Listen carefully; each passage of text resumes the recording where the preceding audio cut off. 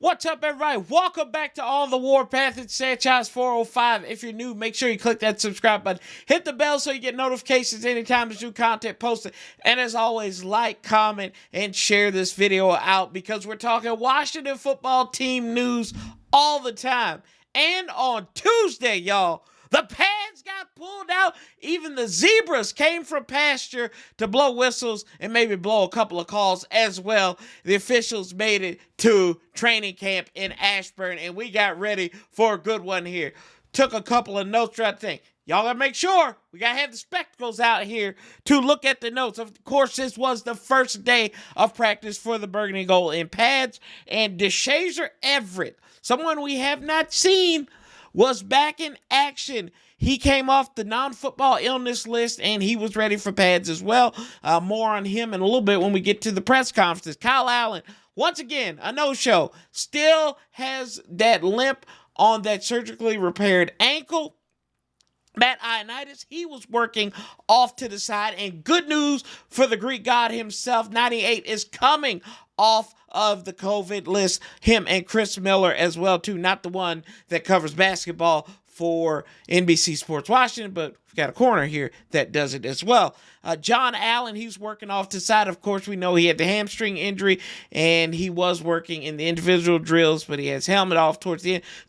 Cornelius Lucas as well is getting lifted off this list. He was working on the side. And then Samus Reyes, unfortunately, had an injury. He's day-to-day right now. They were working on his foot, it looked like. And this does not bode well for our tight end room because you had Ricky Seals-Jones, who looks like he's back in action, but he was injured back there in Richmond. He was pulled off, but now he's back. Jamin Davis as well. He worked in individual drills. He had a poke to the eye, and he was working on the sideline, and he was working sideline to sideline, actually. He was back in there. So, looking good for the rookie to come back there. Some notable plays. Ben St. Juice is still squeezing the juice there. He had a batted ball down against De'Ami Brown. You also see Steve Smith. He was making a good catch against Darryl Roberts. And then Darryl Roberts bounced back, had an interception against Isaiah Wright. Terry is being Terry. He's catching everything around him. This is according to multiple tweets. I think Rhiannon Walker, Zach Selby, and I do believe Ben Standig as well made note of that. Chase Young and William Bradley King, they've been working on the same side of the ball, and William Bradley King said that he watched Chase a lot in college, and it's good. He's learning some things from him, and a lot of us know that William Bradley King, he also was pretty good at his moves, so something Chase can take from him as well, because there was a lot of complaint that Chase only has one move. I'd say it's go, but you can be the judge of that either which way. Sam Cosmi looks like he had a rebound day as well. Looked pretty good at moments against Montez Sweat. Landon Collins is going as like a heat-seeking missile. He closed up on a hole where Antonio Gibson looks like he's going to get some yards, and he sought him out and stopped him in his tracks there. And Troy Apke, yeah, I have to say it, cornerback, our future Jason Sehorn over here, is had a nice breakup against Isaiah Wright, and it's just a common theme with Isaiah Wright. Cole Holcomb, you may see him flip the bird at somebody in one of these training camp pictures, according to Pete Haley, but also he closed in on J.D. McKissick. It looked like he had a quick start from the go, and he was going to get a lot of yardage, only managed a 5-yard gain there. So it's good for him as well. And then my man, 82, he's earning the cheddar, y'all. Had a nice wide open catch for a touchdown against Ryan Fitzpatrick. And it looks like it was a lapse in coverage. And, hey, we know knock on Fitzpatrick because he doesn't lean on his tight ends, but maybe in this time and frame now, he can lean on Logan Thomas, who apparently looks like a lot of folks are thinking that he may take a next step. I would say check out our friend of the program, Adam Aniba. He wrote a nice write-up about number 82 and how he's going to take the next step in his maturation as a tight end. Cam Curl also had a pick in the 2-minute warning drill, so he's doing Cam Curl type things as well too. So good to see that out of our second-year safety. Press conference today, Ron Rivera, Kendall Fuller, Charles Leno, they addressed the media. And Kendall Fuller, I'll start with him. He gave some praise to Landon Collins. As we know, this has been a good camp for him. Great camp, excellent, whatever you want to put, however you want to add adjective to it, he has been doing that, and he's been looking good, and he's earned the praise of coaches and his fellow teammates. And one question that was asked of Kendall Fuller is, what is the difference in the secondary this year and learning it and than it was last year? And he said the trust. It's the trust in the defensive players on there, the coaches, and everybody getting on one accord there. So trust, if you don't have trust, you don't have nothing, as they say in the old school. But that trust, knowing where you can trust your players to your teammates to be somewhere when you might not be there, hey, that can pick up, and that's adding good chemistry there as well. Talked about position flex as well and how versatility is reigning supreme in training camp. Talked about Benjamin St. Juste and how he's growing in his role as well. There's sometimes Kendall will play on the outside and sometimes he will play on the inside. When St. Juste is on the outside there, Kendall, of course, would come inside. Also, he talked about Terry having a hard release, and we know that Terry worked with the release master himself, Doug Baldwin, who had a quick release. So he's using that right now in training camp on the opposing defense, Terry is. But we know what Terry is there. And Cam Sims as well. He's a lunch bucket guy. Keeps his head down. That's what Kendall Fuller is saying. And, Virginia Tech, that's what you had to battle for the lunch pail there, although we know Cam Sims went to Alabama. Charles Leno Jr. on the offensive side of the ball, the left tackle, presumably going to be starting left tackle, addressed the media as well. Talked about working against Montez and Chase. High energy, high motor, high effort, high everything, and he's learning from them as well. He talked about...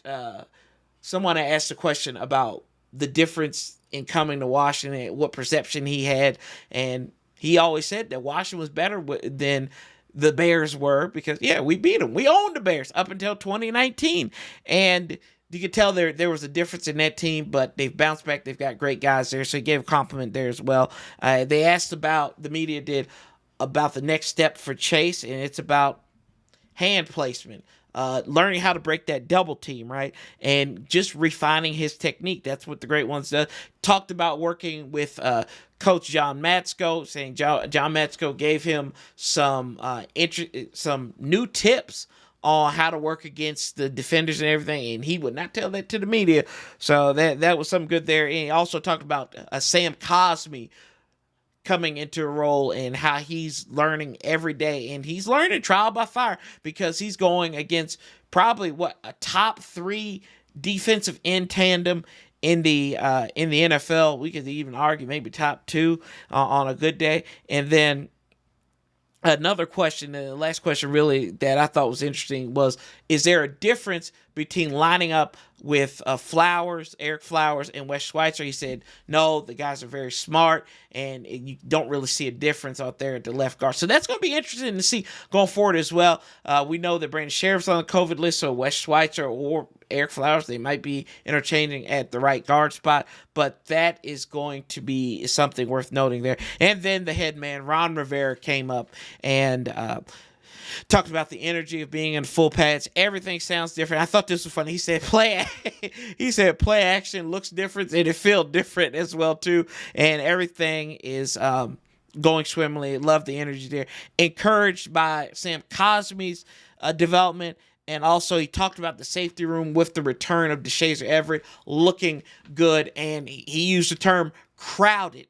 It's a crowded room, so they're going to have some decisions to make there as well. De'Ami Brown talked about his explosiveness in there, and he says, I think this is just Coach B, but he says he's not concerned about Curtis Samuel and his position and not being able to. I think that might be a little bit of farce, but I'm not going to touch that one. Also, good news with the COVID-19 situation that they've had. about 84% of the team has at least their first shot. So that's an issue that was kind of hurting them because they were at 50% now. They did have an event on Sunday where they got a lot of shots in the arms there. And also, you do have the situation where this is just the first shot because some people might be getting two, and it's still under that 50 range of fully vaccinated, right at 50 for the fully vaccinated. And also, you take a look around the NFL, and the funniest thing I've seen so far is the fact that that, you know, what's going on in New York, y'all?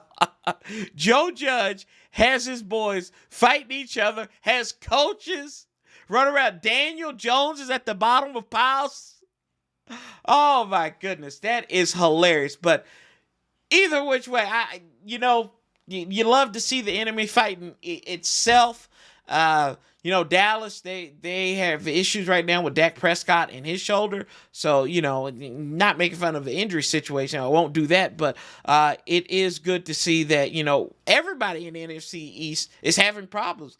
Outside of really Philadelphia, I guess Waddle's hurt, but yeah, whatever. They'll get over that. But anyway, y'all, tell me what you're thinking. I think this is a good day. First day of pads. First thing of getting really normal and getting into the routine. And we're, less than 10 days away from the first game. And then also got game coming up on Thursday with the Hall of Fame game. But as always, I'm Sanchez 405. I appreciate you all and what you're doing to help this On the Warpath channel grow. And as always, love, peace, and hail. Also, I can't say love, peace, and hail without saying, don't forget to slap a couple of tables. We'll outlast the bastards together. And as long as we just keep that same energy. Now, I can say love, peace, and hail. Until next time, I'm Sanchez 405. I'm out.